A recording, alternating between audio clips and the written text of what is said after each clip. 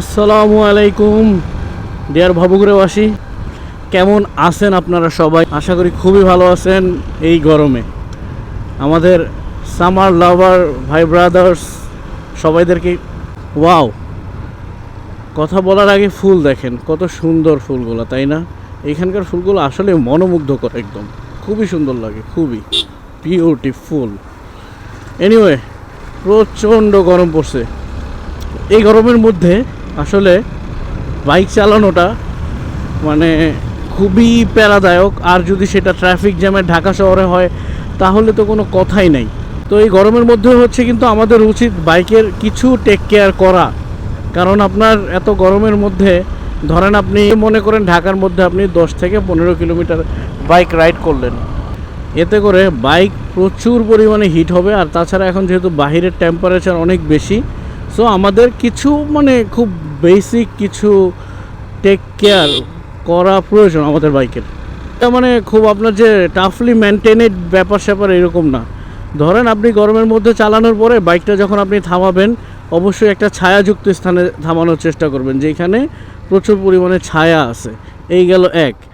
দ্বিতীয়ত যেই ব্যাপারটা কাজ করে, ধরেন আমরা প্রচুর গরমে যখন গাড়ি রাইড করি, টায়ার প্রেশার অনেক বেড়ে যায়।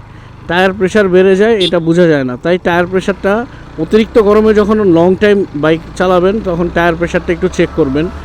আর ছায়ার মধ্যে যখন আপনি বাইকটা রাখবেন, আপনার বাইকের কালারটাও ভালো থাকবে, তার পাশাপাশি বাইকটা তাড়াতাড়ি ঠান্ডা হবে।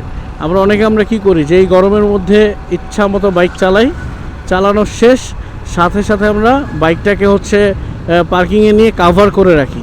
বাট এই কাজটা কখনোই করবেন না।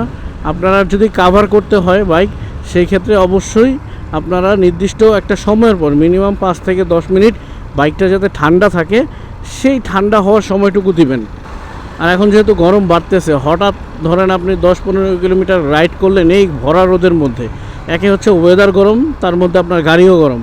এই গরমের মধ্যে কখনোই গাড়িকে ওয়াশে দিবেন না, ইঞ্জিনের মধ্যে পানি ভুলেও মারবেন না।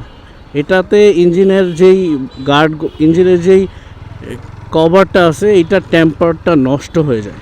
তারপরে আরেকটা জিনিসের প্রতি আপনাদের খেয়াল রাখতে হবে, সেইটা হচ্ছে আমরা যখন অতিরিক্ত গরমে বাইক রাইড করি, আমাদের চেনে লুব অয়েল বা গিয়ার অয়েল দেওয়ার কথা মনেই থাকে না।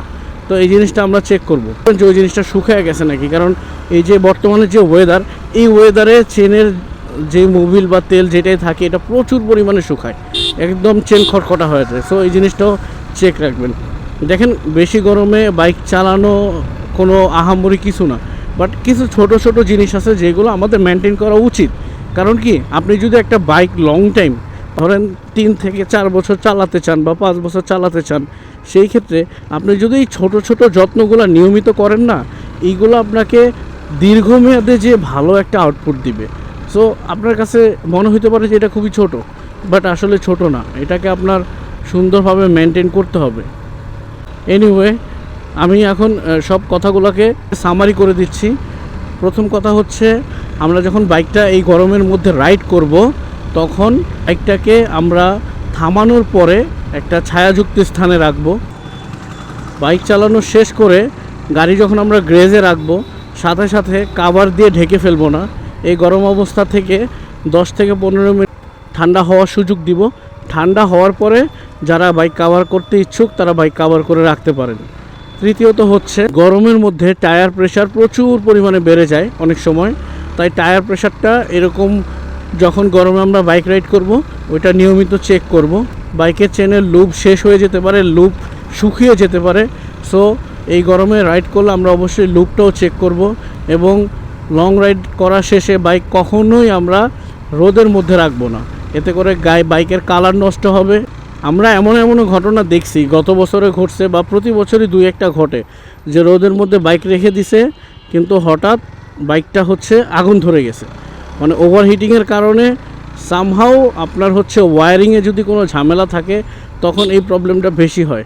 আপনি ধরেন অনেক সময় রোদের মধ্যে চালানোর পর আপনি বাইকটাকে আবার পার্ক করলেনও রোদের মধ্যে, তখন এটা ওয়ারিং জটিলতা থেকে শুরু করে কিভাবে আমি জানি না, এটার প্রপার এক্সপ্লেনেশন আমার নাই, বাট ঘটনাগুলো এইভাবে করেই ঘটছে যে আপনার রোদে রাখছে বাইক, হঠাৎ করে বাইকের মধ্যে আগুন ধরে গেছে।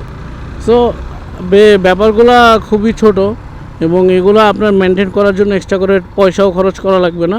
বাট আপনি যদি সুন্দরভাবে মেনটেন করেন তাহলে এটা আপনার বাইকটা লং টাইম ইউজের ক্ষেত্রেই বেটার হবে। এনিওয়ে, আপনাদেরকে বলছিলাম যে একটা টেকনিক্যাল ভিডিও আসতেছে, ওটা ইনশাআল্লাহ আগামী সপ্তাহে চলে আসবে। ওইটা নিয়ে অলরেডি কাজ শুরু হয়ে গেছে। আজকে আর কথা বাড়াচ্ছি না। সামার লাভাররা কোথায় এসে কমেন্ট করে যান যে আমরা কিভাবে বাইককে সুস্থ সবল রাখতে পারি। আল্লাহ হাফেজ।